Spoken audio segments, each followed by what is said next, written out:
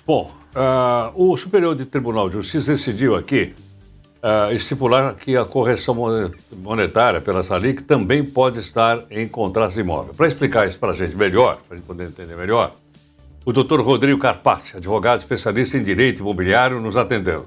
Doutor Rodrigo, muito obrigado por atender aqui a Nova Brasil. Eu que agradeço, Heródoto. Bom dia. Sou um assíduo ouvinte da rádio também. Outro dia estava te escutando, agora estou aqui conversando contigo. É um prazer falar com É uma honra para você. nós. Muito obrigado em nome aqui da nossa equipe. Doutor Rodrigo, e aí, é uma novidade isso ou não? Com certeza, Heródoto. É um tema muito controverso. Primeiro, a taxa Selic, que é a mola propulsora da economia. Quando ela sobe, a economia desaquece. Quando ela baixa, a economia volta a aquecer. Isso em contratos privados, particulares, investimentos. E isso realmente importa. Esse recurso, recentemente julgado, estou aqui com o acórdão para poder explicar um pouquinho, ele traz sim uma definição da ministra Nancy Andrighi, é o recurso especial 2011-360, aonde uma compradora de um imóvel ela propôs uma ação para a revisão de um contrato. Por quê? Porque incidia a taxa Selic como índice da correção monetária. Então, o que a gente precisa inicialmente deixar claro, o que foi julgado nesse recurso pela ministra, que foi a relatora do acórdão, é que existem duas particularidades, existem dois tipos de juros. Então, uma situação é aqueles juros que remunera o contrato. Esse pode sim estar atrelado pela Selic. E tem também os juros moratórios, que é pelo atraso. Também pode estar atrelado à Selic. O que não pode é ambos ao mesmo tempo estarem atrelados à Selic. Então, a decisão, a corte, o STJ entendeu o quê? Que é possível sim os juros moratórios, desde que essa taxa Selic não esteja atrelado tanto na remuneração do dinheiro quanto no atraso das parcelas. Então, a grosso modo, é isso que foi esculpido pelo acórdão da ministra Nancy Andrighi, que foi a relatora. Agora, doutor Rodrigo, essa decisão aí chega também a abranger a reposição do ano que é feita geralmente pelo índice, pelo IGPM ou por outro índice qualquer. Trata disso também ou não? Eu posso colocar no meu contrato isso ou não?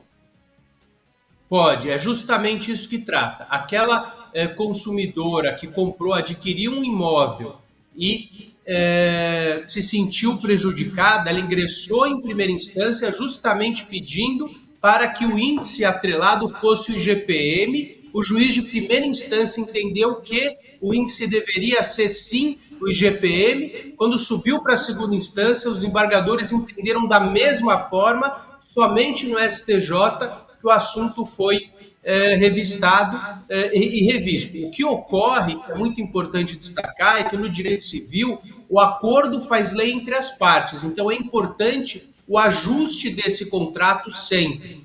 Mas, no caso em questão, o índice do contrato ele estava atrelado à taxa Selic. Mesmo assim, a consumidora ingressou em primeira instância, em segunda instância, obteve êxito, dizendo o seguinte: essas cláusulas são abusivas, porque na relação de consumo ele precisa ter uma situação mais benéfica para o consumidor. Assim entendeu também o juiz de primeira instância e a segunda instância. Porém, a distinção realizada no STJ foi o seguinte: essa taxa Selic é legal porque ela é imposta pela lei ou contratualmente e foi ajustada no contrato. Então, é muito importante a revisão sempre do contrato, através de um advogado, dos índices que vão ser submetidos, seja no contrato de compra e venda, um contrato de aluguel, uma confissão de dívida, é muito importante, porque depois de ajustado, logicamente que quando houver abusividade, isso pode ser judicialmente revisado, mas quando ele estiver no índice razoável, não vai precisar ser judicializado. Então, a questão é que o contrato, os princípios do direito civil são: tudo é possível desde que não contrarie a lei. Tudo é legal ajustar entre o particular desde que não contrarie a lei. A questão é que, muitas vezes, o contrato entre a aquisição de um compromisso de compra e venda, quando existe uma relação de consumo, esses contratos são de adesão. Então, o consumidor tem pouca manobra. Para esses casos, vai se ingressar com uma ação revisional pedindo o cancelamento dessas cláusulas. Foi o que foi feito. Infelizmente, o consumidor, dessa vez, não foi favorecido pelo entendimento do STJ. Doutor Rodrigo, pela sua orientação, então, máximo cuidado na hora que for assinar um contrato.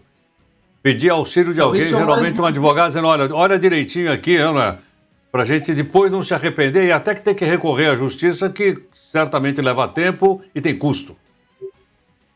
Com certeza. No direito civil, se você puder sempre se precaver, ajustar, às vezes é melhor não fazer um negócio do que fazer um mau negócio. As suas informações foram extremamente relevantes, acredito que vai orientar muita gente de um lado e outro lado, né?